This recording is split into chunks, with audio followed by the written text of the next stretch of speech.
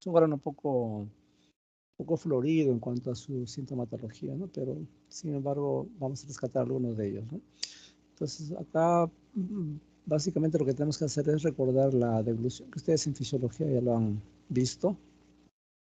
Tiene 3 fases, una fase oral, una fase faríngea y una fase esofágica, ¿no? Total dura aproximadamente 10 segundos.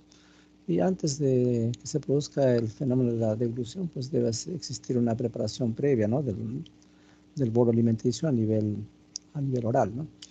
Hay alrededor de 26, 27 estructuras que están involucradas en el proceso de deglución, ¿no? Algunas son de carácter maxilofacial, otras son parte del macizo facial, otros son del sistema nervioso, ¿no? Entonces, entre ellos se pueden contar por los dientes, los maxilares, la articulación temporomandibular, ligamentos, músculos, ¿no?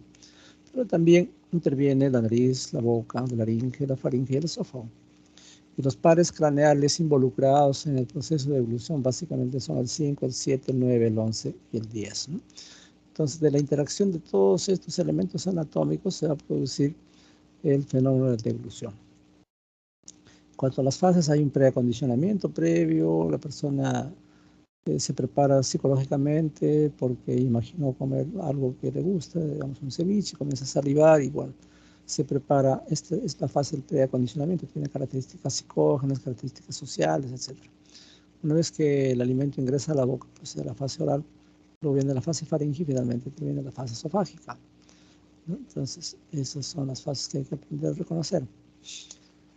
Entonces, se prepara el aparato bucal para masticar, se califica el alimento si es sólido, si es semisólido, se organizan las estructuras, sobre todo las arcadas dentarias, se procede a la masticación, se forma el bolo alimenticio y una vez que se ha formado el bolo, entonces se proyecta hacia la parte posterior, entrando a la fase faríngea, ¿no? Entonces, en la fase faríngea es donde se inicia verdaderamente el reflejo de la deglución. ¿En qué consiste? En que hay una serie de fenómenos cuyo objetivo es permitir el pasaje del bolo alimenticio a través de la faringe sin que entre la vía respiratoria, ¿no? Eso sería altamente perjudicial al paciente, puesto que crearía asfixia, de repente insuficiencia respiratoria y eventualmente neumonía, ¿no? Entonces, para que no ocurra eso, se eleva el paladar blando y se retrae hacia la parte de arriba y atrás, ¿no? Y el complejo formado por el hueso yoides y la laringe hace un movimiento en sentido anteroposterior, ¿no? Y eso permite cerrar la glotis, anteroposterior, cierra la glotis, ¿no? Y entonces, al cerrarse la laringe, pues, y se contrae la faringe, el alimento va a pasar por todo lo que es el canal faríngeo, ¿no? Evitando ingresar a la vía respiratoria. Entonces, en eso consiste la fase faríngea. Una vez que atravesó la faringe, se llega al esfínter esofágico superior, que se relaja y se abre, y allí es donde se inicia el proceso de peristalsis, ¿no? Entonces, el esófago tiene movimientos peristálticos que hacen progresar el bolo, ¿no? Una vez que llega al esfínter esofágico inferior, este esfínter se relaja y se abre, y entonces el alimento ingresa hacia la cavidad gástrica, ¿no? Entonces, en eso consiste el proceso de deglución. De lo que se altere en alguna de estas fases va a dar patología. Entonces, un síntoma que implica alteración de cualquiera de estas 3 fases de la deglución es la disfagia. Como ya ustedes han escuchado varias veces, la disfagia es la dificultad para deglutir, ¿no? Entonces, las personas tienen que referir si esa disfagia es a sólidos, a semisólidos, a líquidos, ¿no? La disfagia puede tener un carácter orgánico o un carácter funcional. Es orgánico cuando hay un daño estructural, que puede ser intraluminal o extraluminal. Intraluminal, por ejemplo, un niño que se pasó un imperdible, pues va a tener dificultad para deglutir, ¿no? Eso es un problema intraluminal. En cambio, por ejemplo, si un adolescente tiene un linfoma, hay ganglios que están en el mediastino que están comprimiendo el esófago y eso va a producir dificultad para deglutir. Cuando es de carácter progresivo, uno piensa en que el problema es orgánico, ¿no? O sea, primero es disfagia a sólidos, después es disfagia a semisólidos, luego a líquidos y finalmente ya no pasan los líquidos. Entonces, cuando es así de progresivo, pues estamos frente a una causa orgánica. Pero si el paciente le dice, mire doctor, yo no puedo pasar nada, ni el agua ni el arroz, trato de comer papilla, no se puede, ¿no? Pues, pero eso, ¿cómo comenzó? ¿Todo de golpe o poco a poco fue acentuándose? No, todo de golpe, ¿no? Desde el inicio no podía pasar agua, no podía pasar arroz, no podía pasar papas. Entonces, cuando refieren así, ustedes planteen o se van imaginando que es un trastorno funcional, ¿no? Probablemente un estado de tensión, de estrés o la repercusión de una neurosis para ganar o tener una ganancia secundaria, ¿no? Entonces, en buena cuenta, pues la disfagia consiste en el trastorno para tragar, para deglutir alimentos, ¿no? Indudablemente en cualquiera de las tres fases puede haber un problema y pues va a generar disfagia. Y la consecuencia de esa disfagia se va a traducir a diversos niveles, ¿no? La vía respiratoria principalmente puede dar neumonías, puede dar estados de desnutrición debido a la disfagia, el paciente no se alimenta adecuadamente o no toma líquidos y se deshidrata, ¿no? Indudablemente hay un proceso obstructivo de la vía respiratoria alta. Entonces, esas son eventualidades que van a acompañar a un paciente que tiene disfagia, ¿no? Es pertinente reiterar que tienen que precisar si su disfagia comenzó con sólidos, luego si son semisólidos y líquidos. Enfáticamente eso hay que poner en la historia. Si no hay ese dato, pues estamos un poco cojos. ¿Qué puede ocasionar que el paciente presente disfagia? Hay diversas patologías que van a ocasionar esto, ¿no? De carácter infeccioso. Por ejemplo, la presencia de cándida en el esófago. El paciente inmunosuprimido también puede tener citomegalovirus y entonces eso va a provocar pues disfagia, ¿no? Porque está ocupando espacio en el esófago y ese es un tema que necesariamente va a producir disfagia. Entonces, esa es una causa. Otra causa es causas metabólicas, ¿no? Por ejemplo, la diabetes. La diabetes es una enfermedad que tiene lo que se llaman manifestaciones tardías, ¿no? Existe la retinopatía diabética, existe la nefropatía diabética y la neuropatía, ¿no? La retinopatía diabética hay 3 grados, la no proliferativa, la preproliferativa y la proliferativa. Eso indudablemente se diagnostica a través de un fondo de ojo. Ocurre en diabéticos pobremente controlados que al cabo de 10 años ya están en retinopatía hipertensiva grado 3, en la cual la retina se desprende y el paciente queda ciego, ¿no? Más o menos parecido ocurre en el riñón. Allí hay 5 fases de nefropatía diabética. El grado 5 es insuficiencia renal crónica, que lo hace dependiente de diálisis y candidato a trasplante. Y la otra manifestación tardía es la neuropatía y neuropatía somatosensitiva, sensorial y autonómica.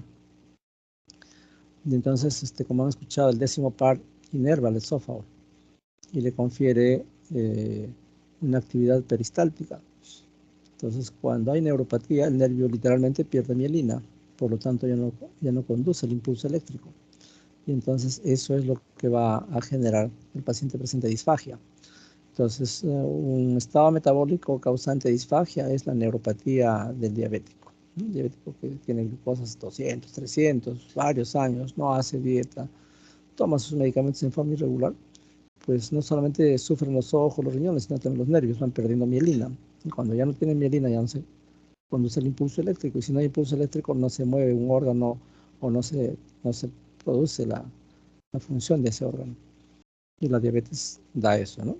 A todo nivel, no solamente en el esófago, en el estómago, por ejemplo, la gastroparesia diabética, el intestino, la persona cursa con episodios de diarrea, estreñimiento intercalados, ¿no? Eso quiere decir que ya existe una neuropatía. Causas iatrogénicas. Bueno, una cirugía. Por ejemplo, el paciente que es operado de un tumor tiroideo, accidentalmente cortan el recurrente de la laringe y el paciente queda con alteración de las cuerdas vocales, ¿no? Entonces tiende a atorarse, por ejemplo, ¿no? Y así por el estilo. Las causas neurológicas, básicamente las enfermedades neurodegenerativas, ¿no? Entre ellas, por ejemplo, la esclerosis lateral amiotrófica, la esclerosis múltiple, la miastenia gravis, son enfermedades algunas autoinmunes, otras neurodegenerativas que conducen a disfagia. Cuando hay daño estructural del mismo esófago, ¿no? Porque tiene un esófago de Barrett, que es una lesión precancerosa, cuando tiene cándida en el esófago, etc. Causas miopáticas, por ejemplo, la dermatomiositis, la miastenia gravis, en la cual hay clara disminución de la fuerza muscular. Y esa repercusión no solamente es de la musculatura estriada, sino también de la musculatura lisa. Entonces, estos pacientes tienen tienen dificultad para deglutir. ¿Por qué? Porque hay una miopatía de fondo, ¿no? Entonces, son las causas que luego lo vamos a reforzar cuando hablemos de cada fase. Entonces, la disfagia se puede clasificar desde 3 ángulos, ¿no? Invocando el punto patogénico, desde el punto de vista clínico, o de acuerdo a la severidad. Si planteamos una clasificación en base a la patogenia, pues tendremos los pacientes con disfagia mecánica y con disfagia de carácter neurológico. Si es de acuerdo al cuadro clínico, hay pacientes que van a tener un cuadro clínico que tiene localización bucofaringea, ¿no? Y otro grupo de localización esofágica. Y los grados pueden ser pues leves, moderados y severos. Entonces vayamos a analizar cada uno de ellos, ¿no? Cuando establecemos una clasificación de acuerdo a la patogenia, los pacientes que tienen disfagia de carácter mecánico, allí literalmente hay una obstrucción al paso del alimento. ¿Y eso a qué se puede deber? Por ejemplo, inflamatorios, cándida, como digo, ¿no? Citomegalovirus, inflaman el esófago. Neoplasias propias del esófago o neoplasias externas, ¿no? Ya hemos dicho, linfoma es una, no es la única, miosarcoma es otro, pueden comprimir el esófago y producir este tipo de molestia.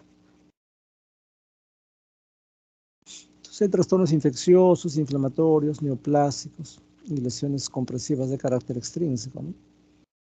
En tanto que cuando existe un problema neurológico de fondo, acá el problema es neuromuscular. A veces el paciente tiene dificultad para iniciar la deglución porque no puede propulsar el alimento a través de la boca hacia la faringe. O hay anomalías en el peristaltismo, como ocurre en la calasia, por ejemplo, como ocurre en pacientes que están con neuropatía diabética, ¿no?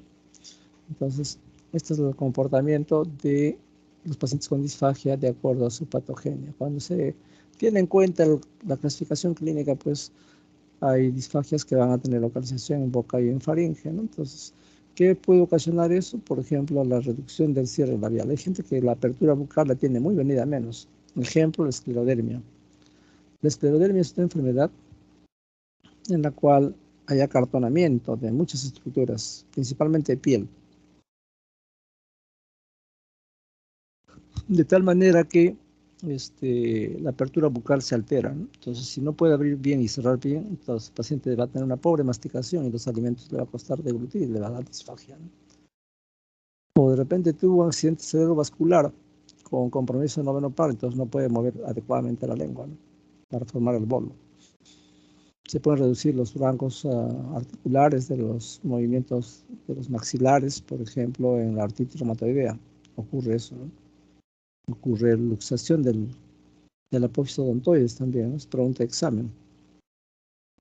La luxación del apófisis odontoides pues va a generar un serio problema, ¿no? En pacientes con artritis reumatoidea.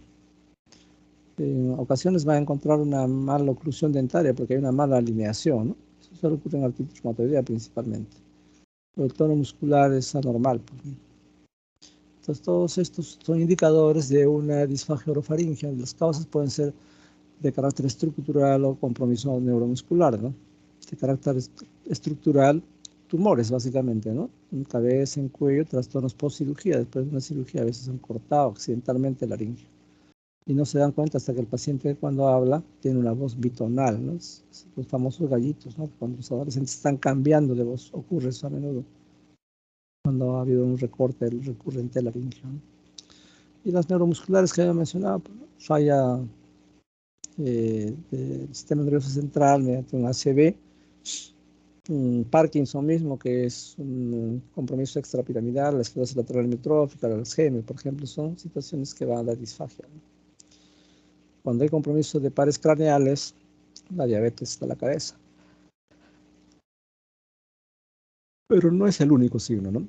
Hay enfermedades que comprometen el músculo estriado, como son las miopatías, dermatomiositis, polimiositis, la miastenia gravis, etc. Las distrofias musculares de Duchenne, por ejemplo, y el hipo y el hipertiroidismo pueden tener que ver con la disfagia orofaringea.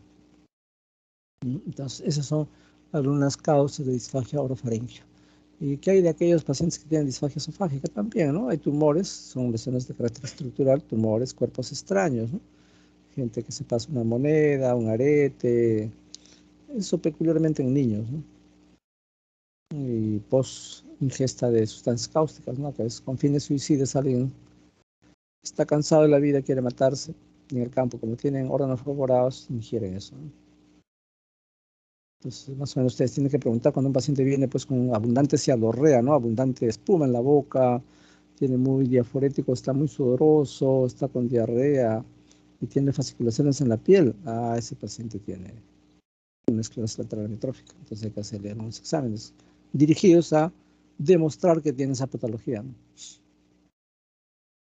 Igualmente son causas de disfagia esofágica por los cuerpos extraños que hemos dicho, la estenosis por esofagitis cáustica.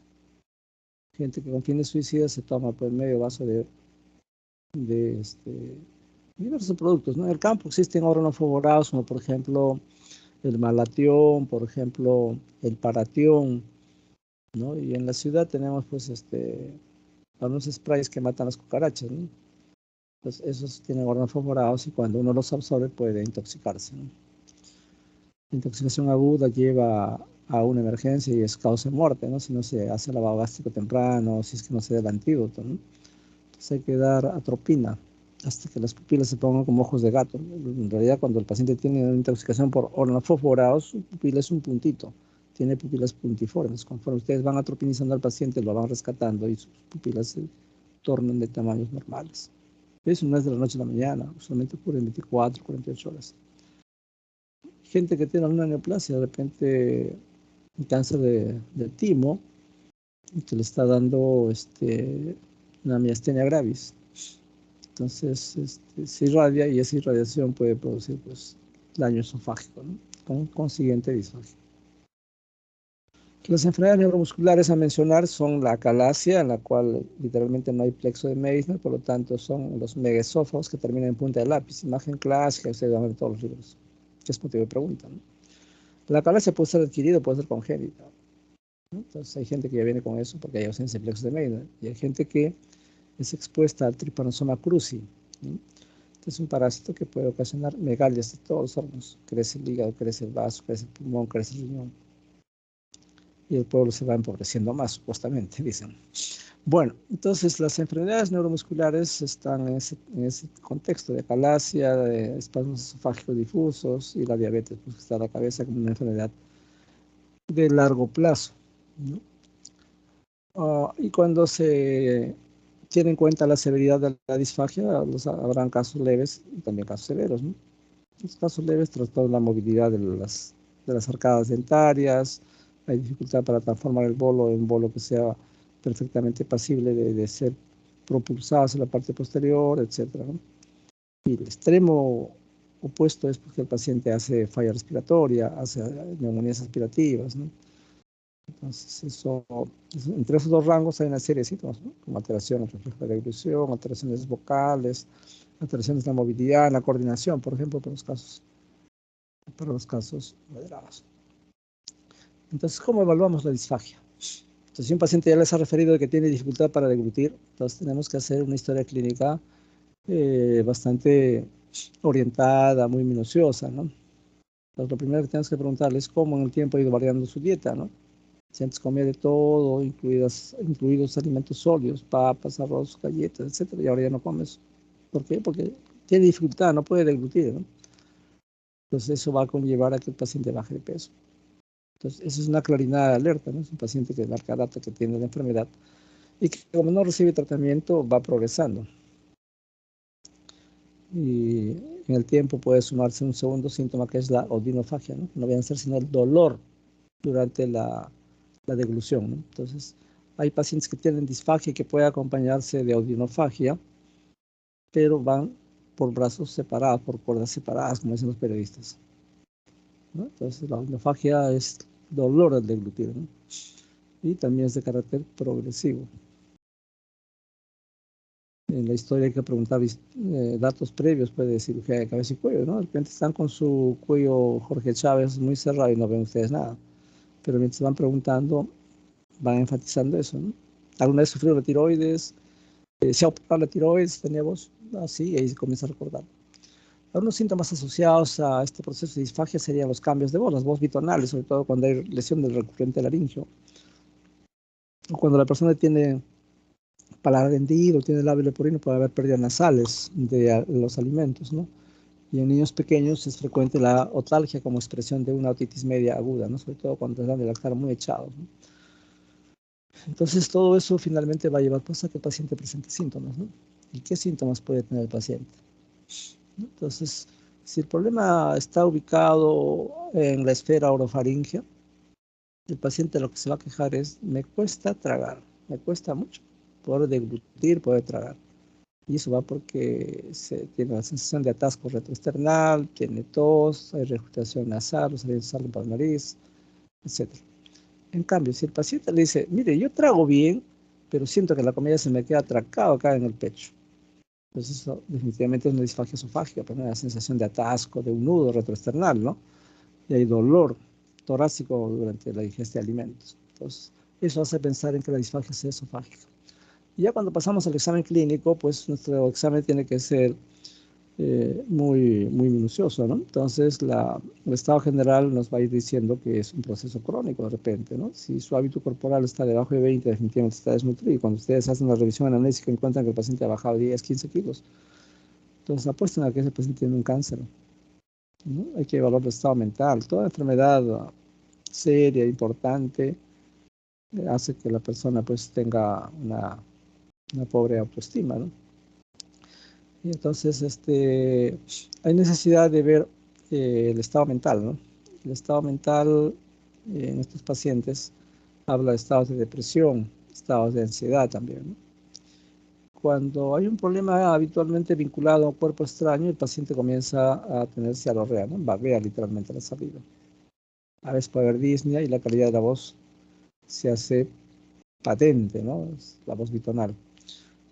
Indudablemente cuando hagan el examen neurológico tienen que ver qué nervios están alterados, ¿no? Entonces buscarán evaluar la parte sensitiva del quinto par, por ejemplo, y la parte motora del quinto par, ¿no? Con algodones, con agujitas, etc. Hay que igualmente hacer inspección de la lengua y el paladar. Muchas veces el paciente tiene un paladar hendido, y no solamente en la mucosa, sino también en el hueso. Mal pronóstico, ¿no? Necesita varias cirugías para corregir eso. Y después de eso pudiera probablemente quedar sin la fístula, ¿no? Entonces parece que esto es un tema que hay necesidad de tener en cuenta, ¿no? Muy bien. Ahora hay que inspeccionar la lengua y el paladar, como decía, porque hay gente que, por ejemplo, consume cocaína y la cocaína puede producir necrosis del paladar blando. Hemos tenido ocasión de ver gente con lesiones muy aparatosas de esa zona, ¿no? Del paladar blando. Y cuando uno indaga, pues aparece el dato de que es un consumidor de cocaína en forma inhalada, ¿no? Eso produce necrosis a ese nivel. La laringe sí está fuera de nuestro alcance, ¿no? La laringe es un órgano que va a ser examinado por el otorrino. ¿Por qué? Porque necesitamos primero un laringoscopio. Segundo, hay que intubar al paciente, ¿no? Por lo menos para ver el movimiento de las cuerdas vocales. Entonces eso en algunos pacientes está bien abajo, entonces no se ve. Algunos pacientes abren bien la boca y sin necesidad de poner el laringoscopio se le ve todo, ¿no? Se ve las cuerdas vocales, pero esa es la excepción. La gran mayoría tienen que hacerse la laringoscopia, pero esto no forma parte del entrenamiento de ustedes. Está ahí porque es parte de las estructuras anatómicas vinculadas con la disfagia que tienen que ser examinadas. Cuando ustedes no encuentran algo que explique la disfagia, entonces tendrán que recurrir al anestesiólogo, al gastroenterólogo para que evalúe la laringe, ¿no? Mediante endoscopías, mediante intubación inclusive. ¿Qué más hay que hacer? El paciente cuando es evaluado para ver si tiene disfagia o buscar una correlación con la causa, tiene que estar sentado y hay que evaluar el rango articular de los maxilares, ¿no? Los movimientos laterales, en el sentido anteroposterior, la calidad de los dientes, si muerde adecuadamente o no, si hay una maloclusión dentaria, entre otras cosas. Y hay que ofrecerle alimentos de variadas texturas, ¿no? A veces semisólidos, sólidos, líquidos también. Entonces, eso hay que evaluar en vivo y en directo. Entonces le damos, por ejemplo, una papa y vemos cómo lo mastica, si hay una buena oclusión dental, si lateraliza los maxilares y ver si realmente formó el bolo, ¿no? Y que sea capaz de propulsarlo hacia la parte posterior. Entonces el estado faríngeo no es tan abordable que digamos. Ustedes saben que hay tres partes en la faringe, ¿no? La rinofaringe, la orofaringe y la hipofaringe. Entonces, cuando uno le pide que abra la boca al paciente, lo único que vemos es la orofaringe, pero no vemos cómo está la rinofaringe, no vemos cómo está la hipofaringe.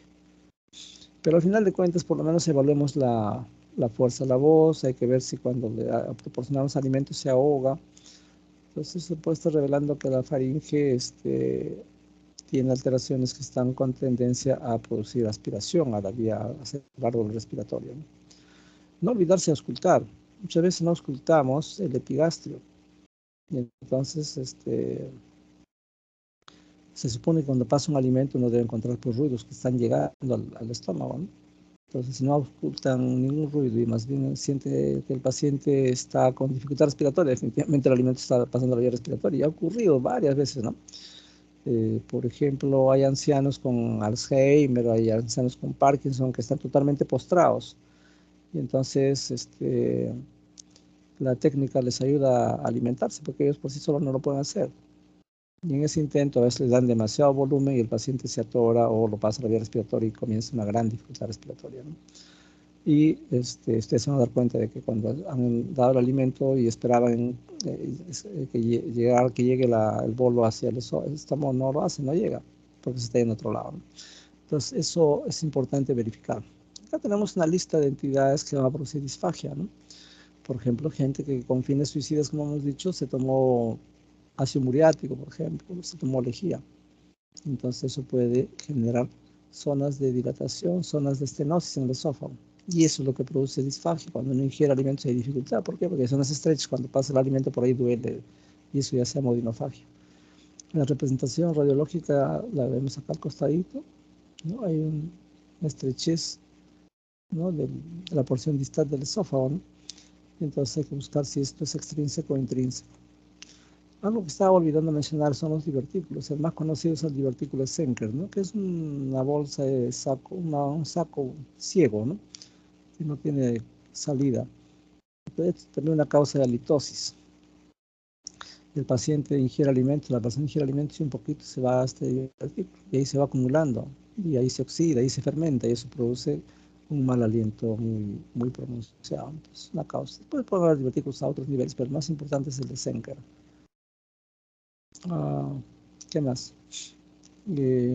Acá tenemos la evidencia de un Zenker justamente, ¿no? Viene por acá, es la carretera que, entre comillas, que es el tubo digestivo, vale decir esófago, y por acá algo pequeñito, que es el fondo de saco, conocido como divertículo de Zenker. Acá ya se ha operado y se ha retirado esto, ¿no? Entonces, esa es una causa de disfagia, también de halitosis. Noten, mira estas imágenes, literalmente en punta de lápiz, ¿no? Con gran dilatación del esófago, mega esófagos, ¿no? Entonces se presenta en la calasia. Entonces, es otra causa de disfagia. El reflujo gastroesofágico tiene que ser muy, muy tomado en cuenta, ¿no? Porque el Helicobacter pylori actualmente es una de las bacterias de más amplia distribución mundial.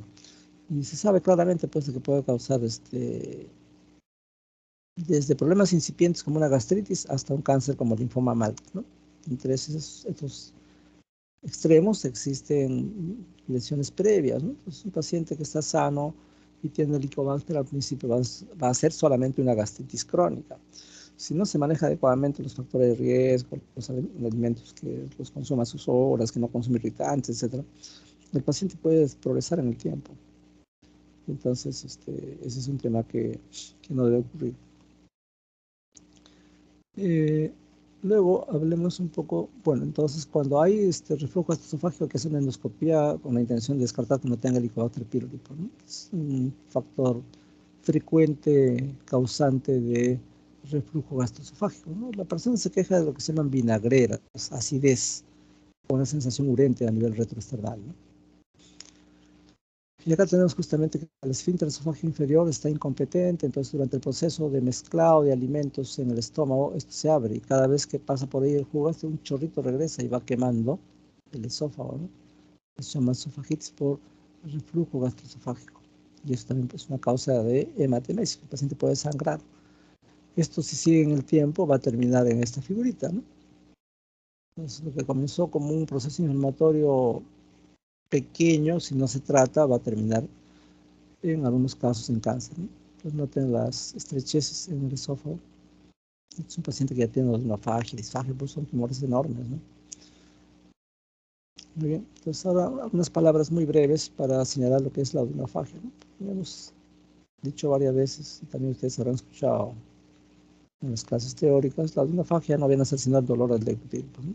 Pues uno se pregunta si hay alguna ulceración en la mucosa gastroduodenal o esofágica, si hay inflamación en el esófago, si hay infiltración por un cáncer, y en buena cuenta si algo está obstruyendo ese flujo a través del esófago. Indudablemente veremos si el paciente tiene esofagitis péptica, ¿no? Muy acentuada. Ocurre en gente que tiene Solinger-Ellison, por ejemplo, tiene úlceras múltiples y suele cursar con esofagitis, ¿no? Por reflujo. Los traumas esofágicos por ingestión de algunos fármacos, ¿no? Gente que consume, por ejemplo, quinina, gente que consume tetraciclinas, pueden producir úlceras en el esófago.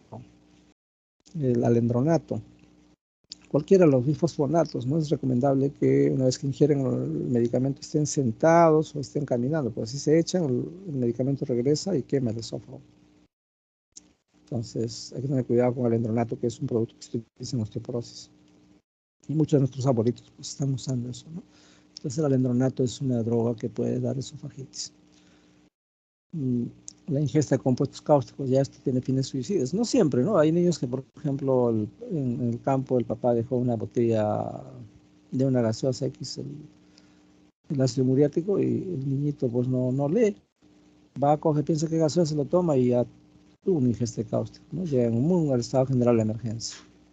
Y los procesos de carácter viral también, pues, ¿no? Gente que tiene algún grado de inmunosupresión puede tener candidiasis en el esófago, como expresión de una micosis, puede tener citomegalovirus a ese nivel, que también da odinofagia, ¿no?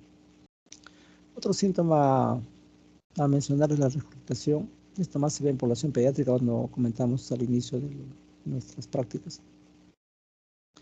Y puede ser por problemas esofágicos también, porque hay acalasia y megaesófago. Los megaesófagos o están relacionados a acalasia o están relacionados a Trypanosoma cruzi.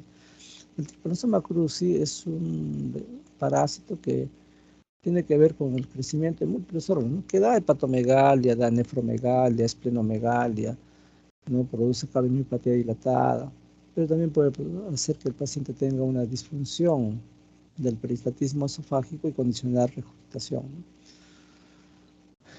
Y cuando el compromiso es gástrico, pues puede ocurrir que la regurgitación es porque la persona ha comido abundantemente, ¿no? Hay gente que ya se excede en sus alimentos, ¿no? No comen por el placer de comer, sino simplemente porque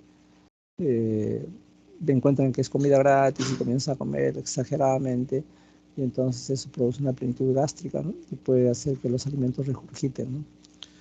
O el esfínter esofágico inferior pues está hipotónico, ¿no? Entonces cuando se mezclan con alimentos son movimientos vigorosos, y si está hipotónico, un chorrito de jugo gástrico va regresando por ahí, ¿no? O la gastroparesia atribuible a diabetes, por ejemplo, es otro factor que puede condicionar la regurgitación. ¿Por qué? Porque los movimientos peristálticos no están óptimos, ¿no? Y así por el estilo. Finalmente hablemos un poco sobre pirosis, que es la sensación de ardor retroesternal. Algunos le dicen tengo agruras, otros le llaman acidías, otros le dicen vinagrera, ¿no? Entonces, una vez que el jugo gástrico regresa por el esófago, lo quema, pues, ¿no? Entonces, la sensación clara es de ardor, ¿no? Y hay un olor clásico de acidez, pues, ¿no? Se puede dar en gente con reflujo gastroesofágico, algunos medicamentos que hemos hablado, entre ellos los AINES, las tetraciclinas, la quinidina, el cloruro de potasio, el hierro, ¿no? Muchas veces pacientes reciben sulfato ferroso, que supuestamente es la mejor molécula. Sin embargo, tiene una serie de bemoles, como por ejemplo, tiene que darse en ayunas, si no, no se absorbe. Pero es un medicamento que irrita demasiado la mucosa gástrica o la mucosa esofágica. Entonces, a veces el clínico que maneja la anemia pues le da sulfato ferroso, cuando actualmente hay varias alternativas, ¿no? Hierro polimaltosado, tenemos el lactobionato de hierro, que viene en capsulitas, entonces son menos lesivas para el esófago. Pero el hierro realmente tiene varias observaciones, pero, ¿no? Una es que primero tiene que darse en ayunas, lejos de los alimentos. Entonces eso termina haciéndole vomitar al paciente porque le da mucha gastritis. Entonces hay que tener cuidado de eso, ¿no? Por otro lado, el hierro hay que darlo con vitamina C. Si no lo damos con vitamina C, se absorbe muy poco. Por otro lado, no se puede dar con alimentos porque no se absorbe. O se absorbe demasiado poco. Entonces tiene varios bemoles. Si por si fuera poco, produce estreñimiento, ¿no? Entonces, quien tome sulfato ferroso encima que tiene un sabor metálico en la boca, tiene estreñimiento, tiene todo lo que hemos mencionado, pues no es una buena opción para el paciente, ¿no? Entonces hay que preguntarle si previamente ya tuvo esofagitis, hay sensación de ardor retroesternal. Entonces en este caso estamos advertidos de no darle, pues, ¿no?, el hierro. Las esofagitis infecciosas, pues, vinculadas a cándida, ¿no? Ustedes saben que cándida, muchas mujeres con actividad sexual lo presentan en la vagina, pero en la boca no tiene por qué estar, ¿no? Ya que nuestras defensas, el sistema inmunitario en el adulto tiene suficiencia, tiene competencia, es solvente para hacer frente, entonces no tiene por qué aparecer. Eso ocurre cuando hay grados de inmunodeficiencia, como por ejemplo el HIV. Entonces ahí prolifera cándida, ¿no? O en niños pequeños, a veces el niño se sube a la cama a los papás y la mamá estaba con mugre, o tenía en todo caso candidiasis vaginal, y como el niño se mete entre los dos a la cama, pues está cogiendo candidiasis, ¿no? Entonces, tener cuidado con niños pequeños, ellos todavía su sistema inmunitario está en proceso de maduración, y si los exponemos a este hongo, pues van a ser candidiasis esofágica, ¿no? Y que le produce pirosis y le produce mucha disminución del apetito, ¿no? Igual herpes virus, citomegalovirus, son virus que pueden producir esofagitis. Alteración del peristaltismo, ¿no? Por ejemplo, la esclerodermia, ¿no?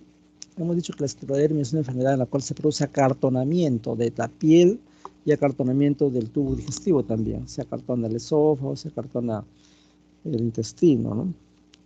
Bueno, lastimosamente acá no lo hemos puesto, pero los que gustan pueden entrar a internet. Ahí escriban esclerodermia y loja y sale un artículo que publicamos como foto clínica, ¿no? Una persona que tiene una hiperpigmentación melanótica en cara, en el resto del cuerpo, pero se nota claramente la piel literalmente pegada al hueso, ¿no? Se pierden los rasgos faciales, ¿no? El surco nasogeniano está ausente, la frente es brillosa, es amplia, no se ven arrugas, ¿no? Pero no pueden abrir bien la boca. También se acompaña de efectos de disminución de la secreción, ¿no? Recuerden que en el Sjögren, que es una enfermedad autoinmune, las lágrimas son escasas, tienen lo que se llama ojo seco, tienen tos crónica, tienen dispareunia, ¿no? Dolor durante las relaciones sexuales. ¿Por qué? Porque a pesar que su pareja lo excita, lo acaricia, no tiene buena cantidad de secreción de las glándulas de Bartolino que lubriquen para la relación sexual. Y entonces eso se debe a que el Sjögren es una enfermedad en la cual se infiltra por linfocitos, monocitos, todas estas glándulas y les hace perder función. Entonces, cuando el paciente le dice, mire doctor, yo amanezco con la boca amarga, la lengua pegada al paladar, y efectivamente le revisan la lengua totalmente seca, lengua del oro, ¿no? Una chance es Sjögren. Si encima tiene hipertrofia de parótidas, por ejemplo, es un indicador de que es un bebedor crónico.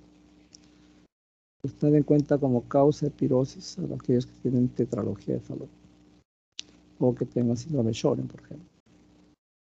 Disculpen, la tetralogía de Fallot no, un lapsus, el Sjögren.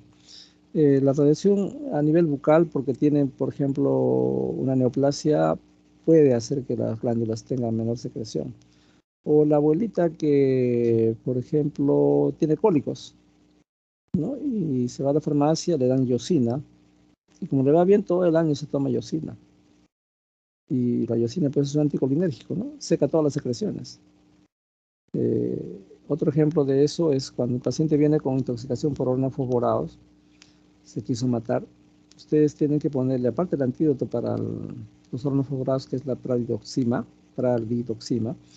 le tienen que poner atropina, porque la atropina seca todas las secreciones, porque ese paciente se va a morir con sus secreciones, porque no sé si han visto alguna vez, pero son pacientes que están botando literalmente, entre comillas, espuma por la boca, eso se llama cialorrea. Todo el cuerpo está diaforético, húmedo, están sudando, hacen diarrea, ¿no? Entonces, todo eso es expresión de la intoxicación por hormonas favorables. ¿Y el tratamiento cuál es? Darle un anticolinérgico. ¿Cuál? Atropina. Usted le da atropina y comienza a secarse esa secreción bronquial, la secreción nasal, se seca, ya no tiene diarreas, la sudoración también, ¿no? Y hay que atropinizar al paciente, inclusive hasta que los ojos estén como ojos de gato, enormes, se ponen las pilas, ¿no? Cuando ustedes dan atropina, pero eso a veces, dependiendo de la cantidad que se haya absorbido, hay que dar varios días.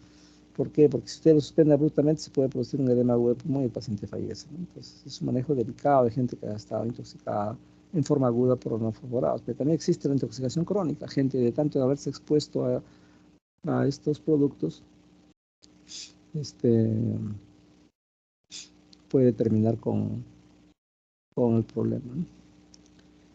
La acalasia ya hemos comentado, acalasia puede ser adquirida o puede ser congénita. Cardiopatía coronaria a veces suele confundirse con pirosis y uno tiene que establecer claramente la diferencia, ¿no?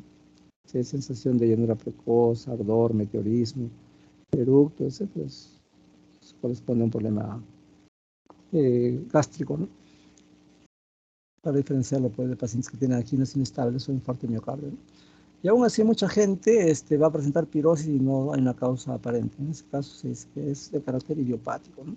Cuando nuestra ignorancia alcanza para no encontrar una causa, decimos idiopático primario, ¿no? No se sabe por qué. Muy bien, entonces eso era lo que queremos transmitirles. No sé si tengan una pregunta. Este es nuestro Doctor, hospital. Sí, adelante. eh, en el caso de las personas que comen con mayor, bueno, comen rápido y generalmente les da como hipo, ¿tiene alguna relación el que la velocidad con la que comen o la forma en cómo la degluten el alimento que les genere hipo? No, el hipo no viene a ser sino la contracción abrupta de carácter involuntario del diafragma. Entonces, eso obedece en ocasiones a un proceso en el cual hay una discordancia entre la deglución y lo que tú dices, el comer rápido, ¿no? Hay personas que tienen un hipo muy pertinaz, que no mejora con nada. Entonces, básicamente lo que hacen en casa es darle un terroncito de azúcar y a algunos se les pasa. Hay otros que los asustan y ese estado de susto que se le produce, uno se aparece bruscamente al lado y le grita y el paciente queda petrificado. Eso produce una contracción abrupta del diafragma y el hipo revierte. Pero hay personas que tienen 2, 3, 4 días de hipo y no duermen. No para el hipo. No sé si alguna vez han escuchado hablar o han visto. Ese es un hipo pues Sí. recurrente, muy, muy A intenso. veces incluso en los niños también es bastante recurrente. Claro. Entonces ahí lo que hay que hacer es darle ya fármacos. Primero se comienza con metoclopropamida, ¿no? Y con eso puede ceder. Si no mejora con eso, hay que usar Largactil, es el nombre comercial. La clorpromacina, que es un antipsicótico, ¿no? Y lastimosamente ese producto lo venden solo en los hospitales psiquiátricos, en La Correra, en Valdizán, ¿no? Entonces es difícil encontrar una farmacia, pero es el mejor tratamiento para gente que tiene hipo recurrente, que no calma con nada, que no puede dormir y que le produce dolor, ¿no? Cada vez que tiene eso, de tantas veces que ha tenido el hipo, produce dolor torácico. Ahora que hablamos un poco de la metoclopropamida, recuerdo un caso en la emergencia, y eso es bueno que ustedes monitoricen a sus pacientes ancianos, ¿ya? Porque acá en Perú pues no hay una política de control de medicamentos en cuanto al dispendio, ¿no? Usted va a la farmacia y le pide omeprazol y le dan 4 o 5 blisters de omeprazol, porque nadie controla, ¿no? Ni siquiera le pregunten para qué lo quiere, ¿no? Y ya vamos a revisar en algún momento que el omeprazol solamente está indicado para 4 situaciones, ¿no? Una es el síndrome Solinger-Ellison. Dos es infección por Helicobacter pylori que está caminando hacia un cáncer que es el linfoma MALT. Tercera indicación es para esofagitis y reflujo. Y cuarta indicación es para úlcera gástrica y o duodenal. Después no hay más. Pero acá usted va a un médico de periféricos o un médico general, le dice, tengo gordo la boca, tómese un omeprazol, tómese pantoprazol. Y como le va excelentemente bien, la pacientita todo el año se toma su pantoprazol, su omeprazol. Pero nadie le explica que en letra chiquita una de las contraindicaciones es osteoporosis y que puede dar osteoporosis. da neumonías aspirativas porque altera el pH, que ya hemos conversado en días pasados, la prevención de úlceras de estrés. Y ahí hay que usar azúcar alfato en vez de estos productos que alteran el pH. Entonces, ¿por qué les cuento esto? Porque esta era una señora de 80 años que sufría de dispepsia, gases, meteorismo. Entonces, alguien le recetó frutenzima. La frutenzima es un producto, sin ánimo de ser comercial a ese laboratorio. Contiene metoclopropamida, tiene simeticona y tiene enzimas digestivas. Y como le iba de maravillas la señora, pues se tomó todo un año, ¿no? Se toma 2, 3 veces al día. Y la emergencia se aparece con el cuello, con un espasmo terrible, ¿no? Bueno, los que han visto El Exorcista saben que Linda Blair, que es la que está poseída por el demonio, pues cruje su cuello y lo desvía hacia atrás, ¿no? Literalmente voltea la cabeza hacia atrás en sentido posterior. Algo así vino con esa patología, vino esta señora de 80 y tantos años, ¿no? Y gritando de dolor, ¿no? Y bueno, en ese tiempo, yo era reciente segundo año, estaba adentro con los ventiladores mecánicos, estaba viendo los pacientes críticos, y afuera éramos dos nomás que hacíamos guardia de residentes, y habían 3 internos, ¿no? Y entonces el residente de primer año, pues le llega a la señora y está asustado porque nunca ha visto un caso así, ¿no? Entonces va a buscarme y me dice, mira, esta señora está con una torsión del cuello muy evidente y está quejándose de dolor, ¿no? Y le hemos puesto un diclofenac y no le calma. Le estamos poniendo relajante muscular y no pasa. Entonces vamos a entrevistar a la señora y le preguntamos qué medicamentos consume. Frutenzima, ¿cuánto tiempo? Ya un año. ¿Cuánto toma? 3 al día. Esa es la causa. La metoclopropamida, ¿qué tiene? Tiene una propiedad que produce espasmo de torsión. Puede producir movimientos involuntarios, ¿no? Entonces las personas después de edad no pueden tomar crónicamente un medicamento así, ¿no? Entonces ya teniendo en cuenta que esa era la causa, le pusimos piperideno y el cuello comenzó a crujir y se enderezó, ¿no? Entonces, eso para poner de ejemplo de que en ancianos hay que tener cuidado, ¿no? No debemos dar a diestra y siniestra medicamentos. Y hay que siempre valorar los efectos adversos. Y el hipo que ha preguntado Lisette, pues a veces es terrible, ¿no? Y a veces hay que usar clorpromacina, ¿no? Es difícil de conseguir. Pero no hay hipo que se resista a la clorpromacina, sea endovenosa, sea en tabletas, cede, ¿no? Muy bien, no sé si te dan una otra pregunta. Doctor, disculpe, en el caso de las varices esofágicas, ¿se ve también alguno de estos síntomas que usted nos está refiriendo? Puede dar disfagia, ¿no? Cuando es un Ángeles 4, son varices gordas, rechonchas, ¿no? Y realmente están conglomeradas ahí en el esófago y es una luz muy pequeñita. Entonces el paciente cuando ingiere alimentos le duele y lastimosamente nadie le advierte pues de que tiene que hacerse endoscopías seriadas con ligadura y tiene que usar somatostatina.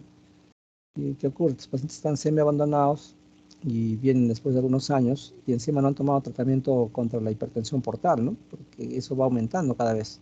El tratamiento para hipertensión portal implica tomar un beta bloqueador, ¿no? Se puede dar propanolol, se puede dar atenolol, etcétera. Nadie le da y su presión del aporte cada vez aumenta más. Y entonces estos pacientes tienen una lista de complicaciones. De manera que hay que tener una evaluación muy concienzuda de los pacientes que tienen cirrosis, puesto que sus varices esofágicas van a ir progresando en el tiempo y esas varices van a producir una oclusión literal del esófago. Entonces, esos grados 4 deben ser ligados. Aparte que, como no le dicen cómo proceder, comen de todo y a veces se pasa un alimento muy rugoso, cortante y corta las varices y ahí se viene el cataclismo. La persona comienza a sangrar imparablemente, ¿no? Entonces, los pacientes que tienen varios esofágicos deben de preferencia consumir alimentos muy suaves, de preferencia licuados. ¿Por qué? Porque potencialmente puede rasgar una varice y sangrar, ¿no? Obviamente va a dar disfagia o dinofagia cuando ya alcanza una magnitud grande, ¿no? Los gastroenterólogos pueden ligar 3, 4 veces en sesiones diferentes las varices, de tal manera que van reduciendo el tamaño y la luz se hace más permeable. Sí, es una causa de disfagia o dinofagia. ¿Alguna otra pregunta? Doctor, una pregunta, no entendí muy bien de la iosina. ¿La iosina ocasiona disfagia? No. Bueno, en realidad hay que verlo desde ese punto de vista, ¿no? La iosina es la buscapina. Entonces la buscapina seca las secreciones. Entonces, si yo me tomo una buscapina porque tengo un cólico, pues bueno, es una indicación PRN. ¿Qué significa eso? Condicional, solo si tengo el cólico. Pero no voy a tomar buscapina todos los días. Y las abuelitas hacen eso, como les va bien, todos los días toman buscapina. Al tomar buscapina, que es un anticolinérgico, seca las secreciones. Hay poca saliva, hay poca lágrima, hay poca secreción a todo nivel, ¿no? Secreción pancreática, secreción intestinal, etc. Entonces, eso va aparejado con una lista de síntomas, ¿no? Muy parecidos al Sjögren. En el Sjögren, por ejemplo, falta lágrima. Entonces, el paciente se queja de prurito ocular, de ardor ocular, sensación de cuerpo extraño en los ojos. ¿De qué más se queja? De que pueda ser disfagia y hemorragia. ¿Por qué? Porque si hay poca saliva, el alimento que se ingresa es totalmente sólido. Es más, ustedes cuando tienen Sjögren o está tomando anticolinérgicos, somatropina, atropina, o iosina, buscapina, le hacen la prueba de la galleta. ¿En qué consiste? Le dan un paquete de galletas y le piden que deluta. No, doctor, yo como eso se me va a quedar pegado en la garganta y no pasa. Y es porque la cantidad de saliva que tienen es mínima. Y eso ocurre cuando uno consume, pues, atropínicos, ¿no? En este caso es un anticolinérgico. Entonces, por ese lado hay que mirarlo porque sí puede causar disfagia, puede causar hemorragia por inhibición de la saliva, ¿no? Hay poca saliva. Las personas que tienen Sjögren también tienen poca secreción vaginal, cuando tienen relaciones hay dolor, hay dispareunia, tienen dispepsia, tienen de gas, eructos. ¿Por qué? Porque no producen enzimas pancreáticas, la secreción disminuye notablemente. Entonces, es un problema generalizado el Sjögren, solo que a veces se presenta más frecuentemente con compromiso ocular de ojo seco. En el futuro crea una queratoconjuntivitis, una úlcera en la córnea o en la conjuntiva. Lo mismo ocurre con atropina, lo mismo ocurre con iosina, ¿no? Que secan las secreciones a todo nivel. Entonces eso dificulta el paso del bolo alimenticio, ¿no? Esa sería la respuesta. No sé si hay alguna otra pregunta.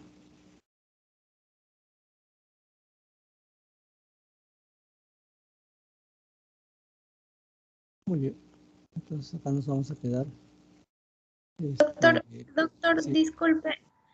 Con respecto a los seminarios o ensayos, el doctor Pérez programó uno para este sábado. No sé si se realizará este sábado con usted. Sí, es más, vamos a hacer dos. Este sábado. Claro, porque está programado úlcera péptica o hepatitis, Hepatitis uno de ellos, viral. hepatitis, ¿no? Hepatitis viral está Claro. programado. Entonces, como yo les he comentado, los jueves y viernes para mí es imposible plegarme a las reuniones, entonces lo vamos a pasar para el día sábado. O sea, mañana, jueves y el viernes no vamos a tener ninguna actividad conmigo, por lo menos, de carácter práctico, ¿no? Mañana supongo que tiene la clase con la doctora Coahuila, ¿no? Sí, creo que Sí, la con la programa a las doctora 7:30, ¿no? El viernes también. Pero el sábado nos reunimos a las 7 de la noche. ¿Ya? Ya, doctor, para ese ensayo vamos a tener que preparar alguna presentación. Claro, el primer día lo dijimos, ¿no? De 2 en 2 me dijo. A ver, inicialmente les comenté de que la mayoría de grupos hacía un tema, por decir, hepatitis. Entonces había que hablar sobre hepatitis A, B, C, D y E. Entonces uno hacía hepatitis A, otro hacía hepatitis B y así por el estilo, ¿no? ¿Qué tenía que abordar?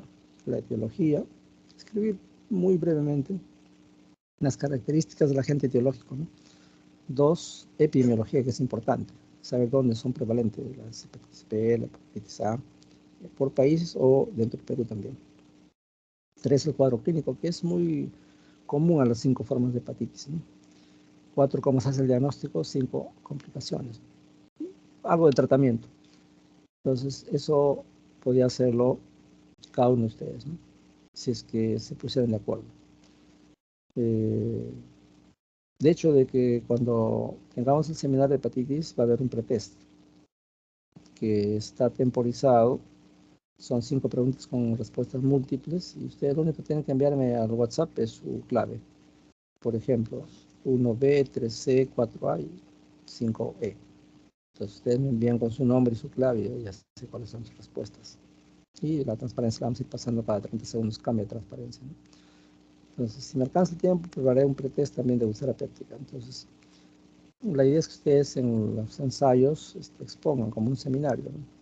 Entonces, el primer día hemos quedado así, en que ustedes iban a exponer y dividirse, pero por ahí creo que dijeron que dos iban a hacer un tema y otros dos otro tema, pero ustedes son 5, así que Somos 6, doctor, seis, por seis eso le todavía. Entonces, preguntaba. Ujú. hay 3 ensayos, ¿no? No, no, 2 está programado con el doctor Pérez programó 2, hepatitis viral y cirrosis hepática, pero cirrosis hepática está para la próxima semana todavía. Hay úlcera péptica también como ensayo. No, doctor, vamos a revisar, lo voy a volver a revisar. Justo ahorita estaba revisándolo y no me aparece un terapéutico. A ver, ahorita qué fecha, ¿no? ¿Qué lo tengo? Hepatitis viral y cirrosis hepática. Sí, solo esos dos.